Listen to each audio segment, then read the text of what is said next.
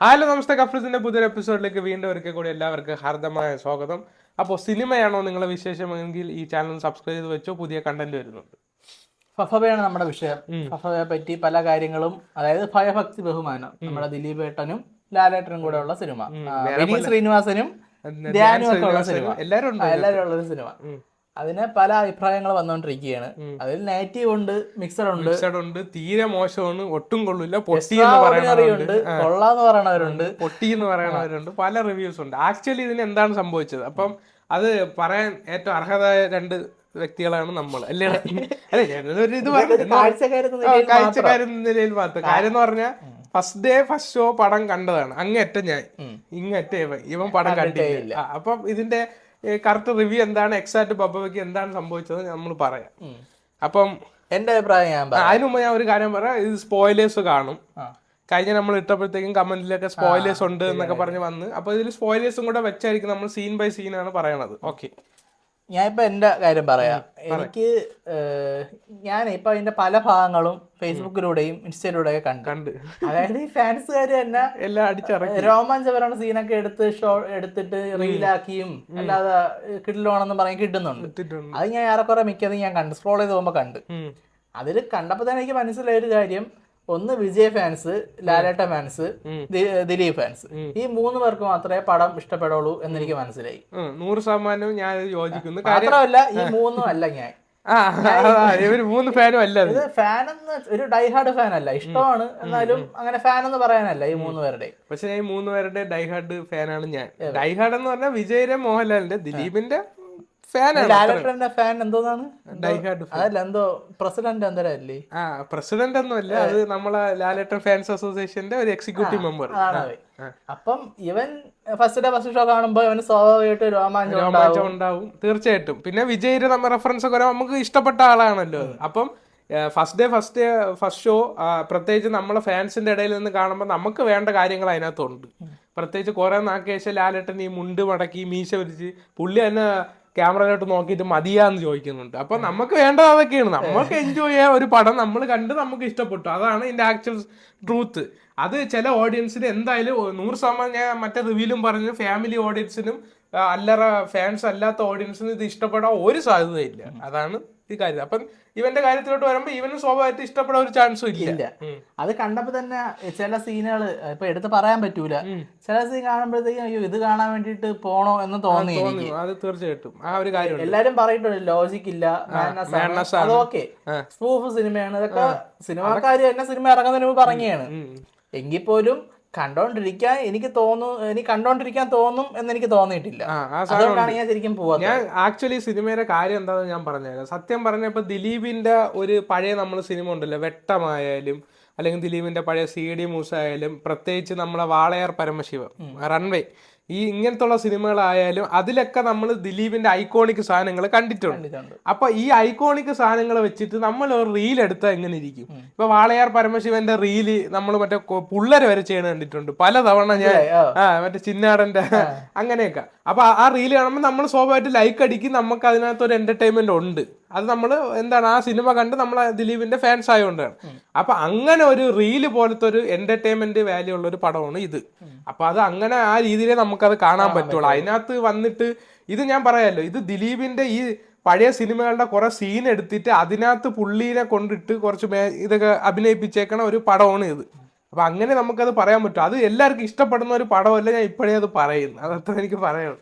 പിന്നെ ഞാൻ ഇപ്പൊ ഈ പടം കാണുന്നില്ല എന്ന് കൂട്ടടുത്ത് പലയിടത്തും പറഞ്ഞു. കാണുന്നില്ലെന്നല്ല, എന്തോടെ കാണാൻ തോന്നില്ല എന്ന് ഞാൻ പറയും. അപ്പൊ പലരും ചോദിക്കണത്, നീ അവൾക്കൊപ്പം ചോദിക്കണത്, അവൾക്കൊപ്പം അവനൊപ്പം എന്തോന്നടേ. ഞാൻ ഇത് നല്ല സിനിമയാണ്, എനിക്ക് കാണാൻ തോന്നിയാൽ ഞാൻ കാണും. അപ്പൊ അതിനകത്ത് ആക്ടറിന്റെ ബാക്ക്ഗ്രൗണ്ട് എന്താണ്, അയാള് മോശക്കാരനാണോ മോശക്കാരനല്ല എന്ന് ഞാൻ നോക്കൂല. നല്ല സിനിമയാണെങ്കിൽ പോയി കാണും. അത് ഇപ്പൊ ഇവൻ പറഞ്ഞ കാര്യത്തിൽ 100% യോജിക്കുന്നു. കാര്യം ഇപ്പം കുറെ ഫാൻസ് അല്ലാത്ത ഈ അവൾക്കൊപ്പം അവനൊപ്പം ഇത് ഒന്ന് ട്രെൻഡിങ് ആവാൻ വേണ്ടി ഇൻസ്റ്റാഗ്രാമിൽ ഇതിനു വേണ്ടി വീഡിയോ ചെയ്യുന്നുണ്ട്. ഇപ്പം എല്ലാരും അവൾക്കൊപ്പം എന്ന് പറഞ്ഞിട്ട് സിനിമ കാണാൻ വരുന്നവർ എത്ര പേരുണ്ടെന്ന് പറഞ്ഞ് തിയേറ്റർ നോക്കുമ്പോൾ ഹൗസ്ഫുള്ള്. ഇതൊക്കെ വരെ നമ്മൾ കാണിക്കാൻ വേണ്ടി കാണിക്കണ പോലെ ആ ഒരു സംഗതി അവനെ പോണെന്നുള്ള ഓരോരുത്തരും പേഴ്സണലാണ്. ആ പേഴ്സണലാണ്. എനിക്കിപ്പോ അതിനകത്തൊരു വ്യക്തിപരമായിട്ടുള്ള ഇത് സാധനം ഉണ്ട്, നിനക്കും ഉണ്ട്. എനിക്കുണ്ട് തീർച്ചയായും. പക്ഷെ അതൊരിക്കലും നമ്മള് സിനിമ ഇഷ്ടപ്പെടുന്നവര് ചെയ്യാൻ കാര്യം സിനിമ എന്ന് പറയുന്നത് ഒരാളുടെ ഒരു എന്താണ് അവളുടെയും അവന്റെയും അല്ല സിനിമ, ഒരു കൂട്ടായ്മയുടെ ഇതാണ് സിനിമ. അപ്പൊ നമ്മൾ ഒരിക്കലും ഒരു പടത്തിനെ അങ്ങനെ സമീപിക്കരുത് എന്നാണ് നമ്മളൊരു പേഴ്സണൽ ഒപ്പീനിയൻ. അപ്പൊ അതാണ് സിനിമയുടെ നമ്മളെ പേഴ്സണൽ ഒപ്പീനിയൻ. ഞാൻ ഇപ്പോഴും പറയുന്നു, ഇത് ഫാൻസിന് വേണ്ടിയുള്ള ഒരു പടമാണ്. ഫാൻസ് അല്ലാത്തവർക്ക് എന്റർടൈൻമെന്റ് വാല്യൂ വളരെ വളരെ കുറവാണ്. വളരെ വളരെ കുറവെന്നല്ല, കുറവാണ്. എനിക്ക് അത്ര സിനിമയുടെ ബുക്കിംഗ് ബുക്കിംഗ് അതിനെപ്പറ്റി സിനിമയുടെ ഇറങ്ങിയപ്പോഴത്തേക്കും ഞാൻ കണ്ട് 9 സ്റ്റാർ ഒക്കെ റേറ്റിംഗ് ഉണ്ടായിരുന്നു ഫസ്റ്റ് ഡേ വന്നോണ്ടിരുന്നത്. പക്ഷെ ഇപ്പൊ ഓരോ ദിവസം കഴിയുന്നതോറും അതിന്റെ റേറ്റിംഗ് കുറഞ്ഞു വന്നു. അതിനൊരു കാരണമുണ്ട്. സ്വാഭാവികമായിട്ട് നമ്മള് ഏതാണ്ട് പടം ഇറങ്ങി ഒരാഴ്ചക്കകത്തോളം നമ്മളെ ഫാൻസുകാർ തന്നെയാണ് സിനിമ കാണുന്നത്. ചില ഒരു ഇപ്പം ലാസ്റ്റ് 1 മണിക്കൂറിന് 1.91 ബുക്കിംഗ് വന്നിട്ടുണ്ട്. അതായത് ബുക്കിംഗ് വരുന്നുണ്ട്, റേറ്റിംഗ് കുറവാണ്. ബുക്കിംഗ് കൂടുന്തോറും റേറ്റിംഗ് കുറഞ്ഞോണ്ടിരിക്കും. നിലവിൽ 10ന് 7.3 സ്റ്റാർ ആണ് അല്ലേ? 7.3. അതായത് നിലവിൽ ഞാൻ പറഞ്ഞു ഒരാഴ്ചക്കകം നമ്മൾ ഫാൻസുകാരൊക്കെ ആണല്ലോ കാണുന്നത്. അവർ ചിലപ്പോൾ റിപ്പീറ്റ് ആയിട്ട് കണ്ടെന്ന് വരാം, അങ്ങനെയൊക്കെ അവർ ഇഷ്ടമുള്ളതുണ്ട്. രണ്ടാമത്തെ ഇതെന്ന് പറഞ്ഞാൽ ഇതിന്റെ ഇടയിൽ ഒരു മിക്സഡ് ഓഡിയൻസ് ഉണ്ട്. അതായത് ചിലപ്പോൾ അശ്വന്ത് ഗോക അതുപോലുള്ള റിവ്യൂസ് ഒക്കെ കണ്ടിട്ട് പടം തീരെ മോശമാണെന്നും പറഞ്ഞ് ഇനി പോകണ്ടെന്നും പറഞ്ഞിരിക്കണം. പക്ഷെ വെളിയിൽ വീടിനടുത്തൊക്കെ ഉള്ള ഒരു ഫ്രണ്ട്സ് ഒക്കെ വന്ന് കണ്ടിട്ട് പറയും, ഇത്രയും എന്റർടൈൻമെന്റ് വരുള്ളൂ, നീ അശ്വന്ത് ഗോകയെ വിശ്വസിച്ചു. പക്ഷെ ഇവർ പോയി കാണുമ്പോൾ ചിലപ്പോൾ അവർക്ക് ഇഷ്ടപ്പെടില്ല.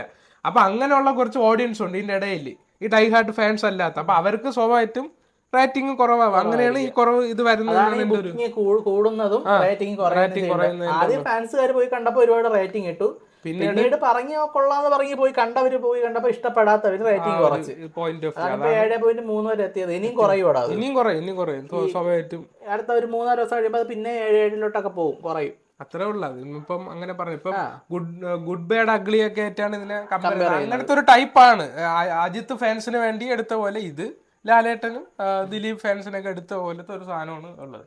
പിന്നെ ഒരു കാര്യം ലാസ്റ്റ് പറഞ്ഞു, OTT കണ്ടത് ഒട്ടും ഇഷ്ടപ്പെടില്ല. കാര്യം അത് വേറൊരു ടൈപ്പാണ്. അപ്പൊ ഇത്രയൊക്കെ ഉള്ളു. അപ്പൊ നല്ല ഓഡിയൻസിന്റെ കൂടെ കാണാൻ ശ്രമിക്കണം. നല്ല ഓഡിയൻസ് ഇത്തിരി കൂടെ കുറച്ച് എനർജറ്റിക് ആയിട്ട് തിയേറ്റർ ഫീൽ ചെയ്യുന്ന ഓഡിയൻസിന്റെ കൂടെ കാണാൻ ശ്രമിക്കുക. അല്ലാതെ നമ്മള് ഈ ഒറ്റയ്ക്ക് സിനിമ കാണുന്ന ആൾക്കാരുണ്ടല്ലോ, അത് പ്രത്യേകിച്ച് ഒറ്റയ്ക്ക് സിനിമ കാണുന്ന ആൾക്കാരെ സംബന്ധിച്ച് ഇത് ഇഷ്ടപ്പെടാൻ ഒരു ചാൻസ് ഇല്ല. പല റിവ്യൂസും അങ്ങനെയാണ് കാണുന്നത്.